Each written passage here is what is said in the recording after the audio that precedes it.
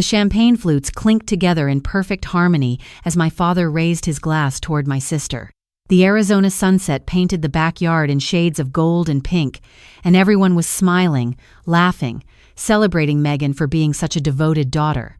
The problem wasn't the party or the heartfelt speeches about what an angel she'd been during his recovery. The problem was the 9-month-old baby girl back at my hotel room with my husband, my father's only grandchild, a little girl named Lily who he had no idea existed. I'm Rachel, 31 years old, standing in my childhood backyard in Scottsdale, watching my father throw a caregiver appreciation party for my sister Megan, who had supposedly sacrificed everything to nurse him back to health after his stroke 14 months ago. The same sister who had been telling him I wanted nothing to do with the family ever since I moved to Seattle 8 years ago.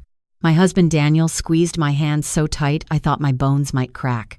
He'd seen the Facebook photos that finally exposed everything. He'd watched me cry for 3 days straight when I realized why my father hadn't returned a single call in over a year, why he'd missed our pregnancy announcement, the birth, Lily's first smile, her first laugh, all of it. Megan caught my eye from across the yard, and her perfect smile faltered for just a second. She hadn't expected me to show up. She told Dad I was too busy with work, that I'd sent my regrets, that I probably wouldn't make it. But here I was, and behind that practiced smile, I could see the calculations happening in her head. Dad looked older than I remembered. The stroke had taken something from him, a certain sharpness in his eyes, a bit of his legendary energy. He moved slower now, relied on a cane, and according to Megan's endless social media posts about her caregiving journey, he needed her for everything. What the posts didn't mention was how she'd used his vulnerability to erase me from his life completely. The pattern wasn't new, just more extreme. Growing up, Megan was the pretty one, the popular one, the one who got the solos in school concerts while I played in the back of the orchestra. She got a brand new car for graduation. I got her hand-me-down Honda with 200,000 miles on it. Her wedding cost our parents $40,000 and was featured in a local magazine. Daniel and I eloped because I knew asking for help was pointless. But this was different. This wasn't about money or attention or even favoritism. This was about my daughter's existence being erased. This was about 14 months of my father believing I'd abandoned him when he needed me most. Dad was in the middle of thanking Megan now, his voice thick with emotion. He talked about how she'd moved in after the stroke, how she'd managed his medications, his appointments, his finances, how she'd become his lifeline when his other daughter apparently couldn't be bothered to even call. That last part hit like a physical blow. I'd called hundreds of times. After the stroke, when Megan first told me Dad needed rest and shouldn't be stressed with long-distance calls, I'd understood. When she said his new phone was having issues and texts weren't going through, I'd believed her. When she suggested I write letters instead and promised to read them to him, I trusted her.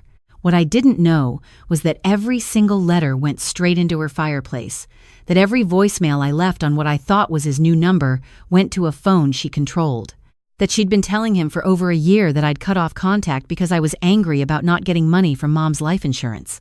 Mom died 3 years ago, breast cancer. I flew home for 6 weeks to help care for her at the end, while Megan complained about how the hospital smell gave her migraines. But somehow, in Megan's retelling, I'd been the absent one, the selfish one, the daughter who only showed up for the will reading.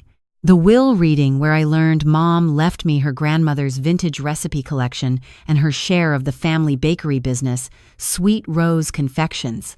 The business Megan had wanted, the recipes she'd already started copying before Mom was even gone.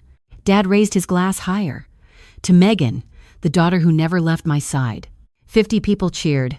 I stayed silent, my jaw clenched so tight my teeth ached. Then came the moment that changed everything. Dad spotted me in the crowd and his face lit up with genuine surprise and something that looked like hope.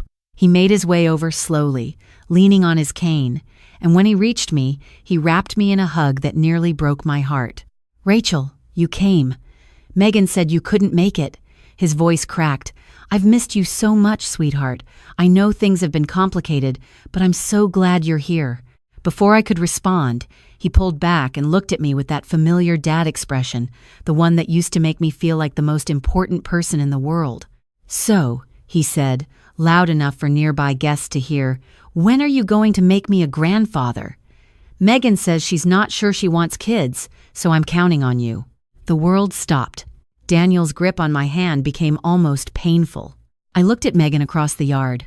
She was frozen, her champagne glass halfway to her lips, watching with the expression of someone who'd just seen their house of cards begin to tremble. My voice came out steady, though everything inside me was shaking. "Dad, you became a grandfather 9 months ago. Her name is Lily. She has your eyes and Mom's smile. You were supposed to be at the hospital. You were supposed to meet her the day she was born." I pulled out my phone and showed him the photo I'd been carrying like a talisman for months. Lily in my arms, minutes after delivery, a tiny pink bundle with a tuft of dark hair. "Megan told me you didn't want to come, that you'd said a new baby was too much stress during your recovery, that you needed space from me." Dad's face went through a transformation I'll never forget. Confusion, recognition, dawning horror. His champagne glass slipped from his fingers and shattered on the patio stones. "What are you talking about?" His voice was barely a whisper. "Megan told me you had a miscarriage 6 months into the pregnancy. She said you were too devastated to talk to anyone. She said you blamed the family's stress for losing the baby." The backyard went silent. Every single person had stopped talking, stopped moving, stopped breathing. "She told you I lost my baby?" I couldn't keep the tremor out of my voice anymore. "Dad, Lily is at the hotel right now with Daniel's mother. She's perfectly healthy. She's been perfectly healthy since the day she was born. 9 months of her life that you've missed because Megan told you she didn't exist." Megan was moving toward us now, her face arranged into an expression of concerned confusion that she'd perfected over 35 years of manipulation. "Rachel, honey, I don't know why you're doing this, but Dad's been through so much. This isn't the time or place for whatever breakdown you're having." "Breakdown?" I laughed, but there was no humor in it. "I'm not the one who's been intercepting mail, controlling phone numbers, and telling everyone I lost a baby who's currently teething and learning to wave bye-bye. Dad, she's clearly unwell. Remember how I told you she'd been struggling? This is exactly what I was worried about." But Dad wasn't looking at Megan.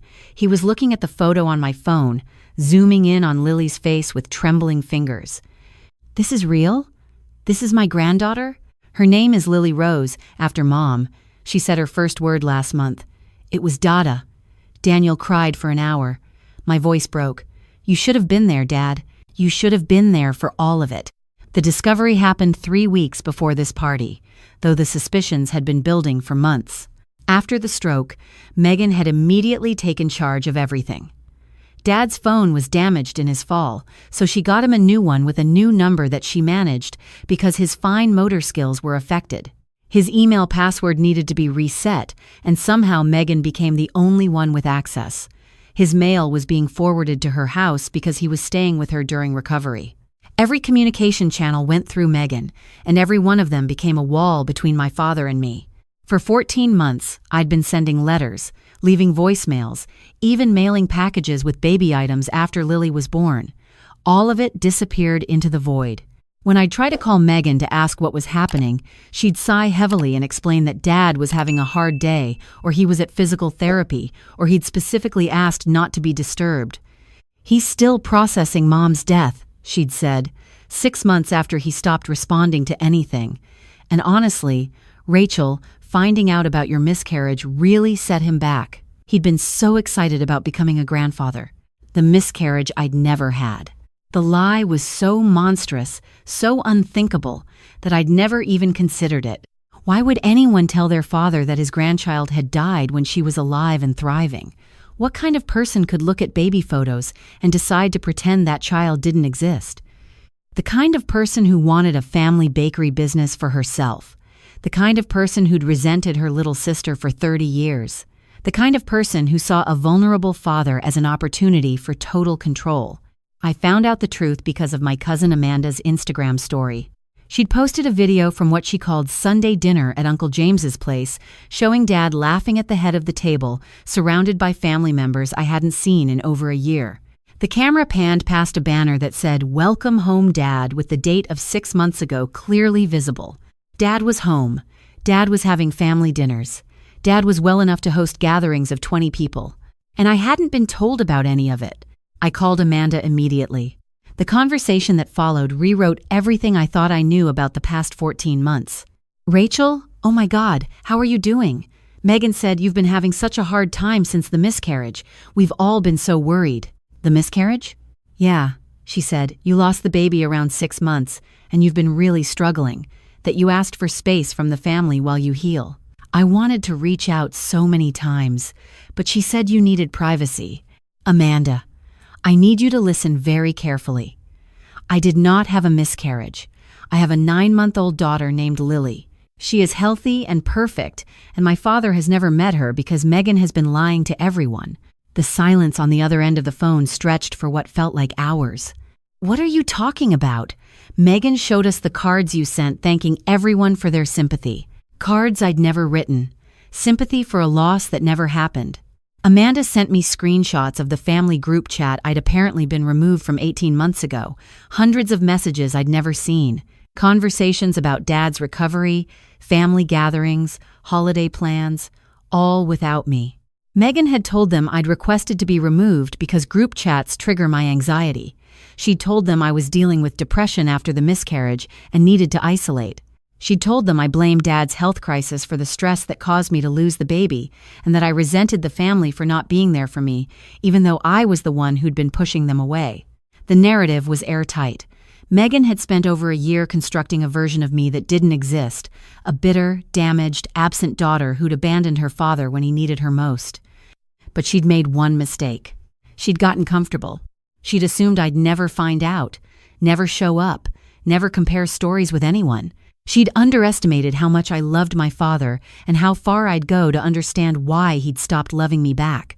Daniel and I spent 2 weeks gathering evidence before I bought plane tickets to Arizona. My mother-in-law, a retired paralegal, helped us organize everything into a presentation that would be impossible to deny. We had phone records showing my hundreds of unanswered calls. We had screenshots of the family group chat and the lies Megan had told. We had photos of every letter I'd sent with postmarks proving when they were mailed. We had receipts from every baby gift I'd shipped to my father that never arrived. But the most damning evidence came from the bakery. Sweet Rose Confections had been in our family for 4 generations. My great-grandmother started it in 1952, and my grandmother and mother had built it into a beloved local institution. When Mom died, she left the business to both Megan and me equally, with the understanding that we'd run it together. Instead, Megan had used Dad's power of attorney during his recovery to transfer his advisory shares to herself, claiming I'd signed documents giving up my stake in the business. She'd forged my signature on paperwork that didn't exist, using Dad's diminished capacity as cover for financial fraud. The bakery was now worth over $600,000. Megan had been planning to sell it to a regional chain and pocket everything. Daniel's brother Marcus, who worked in forensic accounting, traced every transaction, the forged documents, the unauthorized transfers. The money Megan had already been siphoning from the business accounts under the guise of consulting fees. The recipes Mom had left specifically to me were already being used in Megan's new artisanal baking blog, where she claimed to have developed them herself over years of experimentation. The same Megan who'd once burned a frozen pizza so badly the fire department was called. We found 17 months of lies, all documented, all provable. Now, standing in my father's backyard, I watched Megan's carefully constructed world begin to crumble. Dad, she's lying. Megan's voice had taken on a desperate edge. I don't know why she's doing this, but she needs help, professional help. Remember what I told you about her mental health issues? What mental health issues? I pulled up the family group chat on my phone, the ones you invented to explain why I wasn't around. Here, Dad, look at this. Look at what she's been telling everyone. I handed him my phone, scrolling through message after message. Megan telling Aunt Susan that I'd had a complete breakdown after the miscarriage. Megan telling cousin Jack that I'd accused Dad of not caring about my pregnancy and cut off contact out of spite. Megan telling Uncle Robert that I'd asked her to tell everyone I needed space because I couldn't face the family after losing the baby. Dad's hands were shaking so badly he nearly dropped the phone. I don't understand. Megan, what is this? You told me Rachel didn't want to talk to me. You said she blamed me for the stress that caused her to lose the baby. You said she needed time. I was protecting you. Megan's voice rose to a pitch I'd never heard before. You were sick, Dad. You couldn't handle the stress of a new baby. I was doing what was best for everyone. By telling me my granddaughter was dead? The crowd had gone completely silent. 50 people stood frozen, watching 30 years of family dynamics collapse in real time.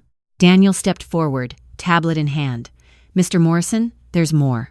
A lot more." "Daniel, please. This is family business. Lily is my daughter. That makes it my business, too." He pulled up the evidence we'd compiled: phone records, forged documents, financial transfers, the bakery theft. Every piece of proof that showed this wasn't a misunderstanding or a well-intentioned mistake. This was a calculated campaign to isolate me from my family and steal my inheritance. Megan's husband, Trevor, was standing at the edge of the crowd, his face gray. "Megan, what is this? You told me Rachel signed over her share of the bakery willingly." "She did! Those are legitimate documents." Daniel zoomed in on the signature. This was supposedly signed in Seattle on March 15th of last year. Rachel was in labor that day. She physically couldn't have signed anything because she was in a hospital giving birth to a baby your wife told everyone didn't exist. The murmurs from the crowd were getting louder. I could see people pulling out their phones, probably checking their own messages from Megan, comparing stories. My father sank into a nearby chair like his legs couldn't hold him anymore. "I have a granddaughter." His voice was hollow. "I have a granddaughter, and I missed everything because I believed." He looked up at Megan with an expression I'd never seen on his face before. "How could you do this?" "Dad, please, you have to understand. Rachel was always your favorite. Even when I did everything right, you still looked at her like she hung the moon. I just wanted you to see me. I just wanted to matter." It was the same excuse, the same twisted justification she'd used our entire lives.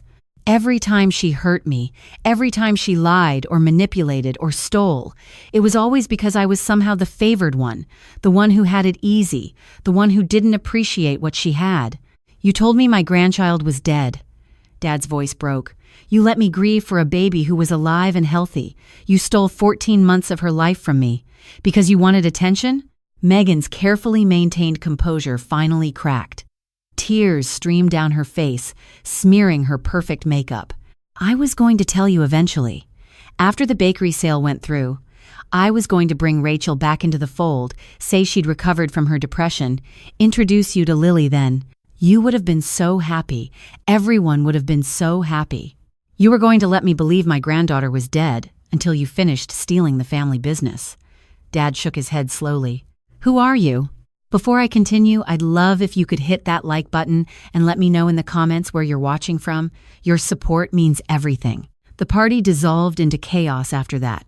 Trevor demanded answers about the forged documents and the money Megan had been hiding. Aunt Susan confronted Megan about the lies she'd been told.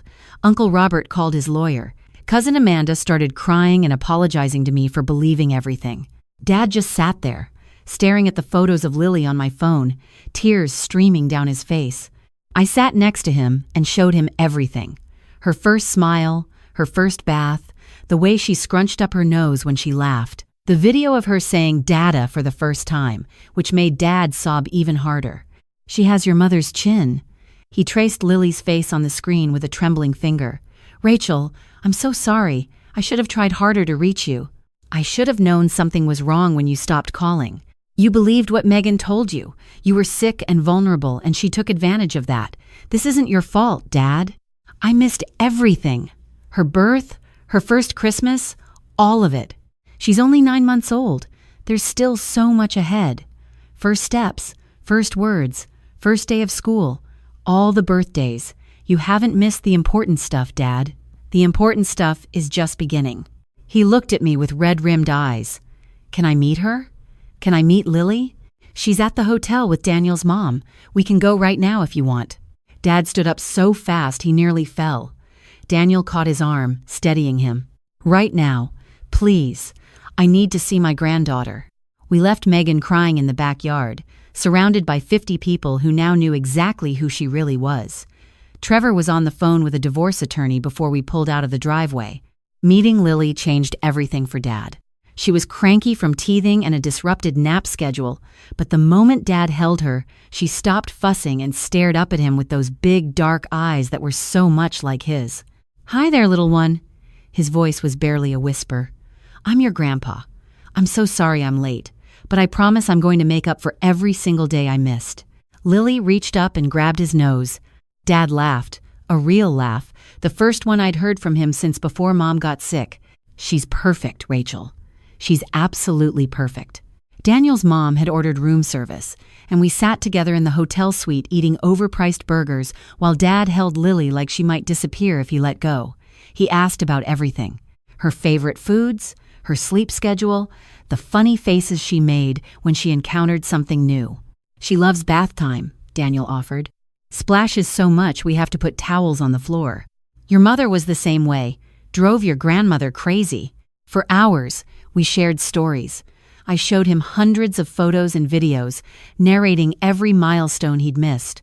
He cried through most of it, but they were good tears, healing tears. "I want to be there for everything from now on."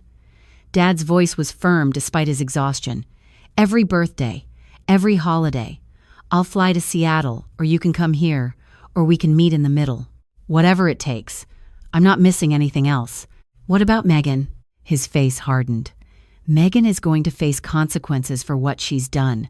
The forged documents alone are criminal fraud, and the money she stole from the bakery." He shook his head. "I trusted her completely. I gave her control of everything, and she used that trust to destroy our family." The aftermath unfolded over the following months like dominoes falling. Megan was charged with forgery, fraud, and embezzlement. The district attorney added charges related to tampering with mail once we could prove she'd been intercepting packages and correspondence. She faced up to 15 years in prison, though her lawyer eventually negotiated a plea deal for 5 years with possible early release for good behavior. Trevor filed for divorce immediately. He'd had no idea about the forged documents or the stolen money, and the prenuptial agreement he'd insisted on, which Megan had mocked at the time, protected his assets completely. He got the house, she got nothing. The bakery sale was canceled, and Dad transferred his advisory shares to a trust for Lily's education. My full ownership was restored, along with restitution for the money Megan had taken. We hired 2 of Mom's former employees to help run things, and Sweet Rose Confections is now turning a profit for the first time in years. The family group chat has a new dynamic these days. I'm not just included now, but celebrated. Every photo of Lily gets dozens of heart reactions. Every milestone is cheered by aunts and uncles and cousins who spent a year believing I'd abandoned them. Amanda became one of my closest friends. She calls herself Lily's unofficial godmother and sends packages of age-inappropriate toys that Daniel's mom has to hide until Lily's older. Uncle Robert helped us navigate the legal complexities. Aunt Susan flew to Seattle to meet Lily in person and cried for an hour while holding her. Dad moved to Seattle 6 weeks after the party. He said Arizona had too many bad memories now, and he wanted to be close to his granddaughter while he was still healthy enough to enjoy her. He picks Lily up every Tuesday and Thursday for what he calls grandpa adventures. Usually it's just the park or the library, but to hear him describe it, they're conquering Everest. He's documenting everything, sending photos to the family chat, making up for 14 months in a way that fills my heart and breaks it simultaneously. She called me Papa today. He texted me last week with 17 exclamation points. I know it was probably just baby babble, but I swear she looked right at me and said Papa. The restraining order keeps Megan from contacting any of us directly. From what I hear through Trevor, who's remained surprisingly friendly, she's struggling to accept that her actions had consequences. She still insists she was trying to protect Dad. She still claims I'm the one who broke up the family. Some people never take responsibility for their choices.